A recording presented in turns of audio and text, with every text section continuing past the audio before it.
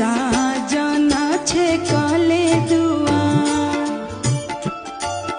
आर के कारा करने बोलू हरल ये पापा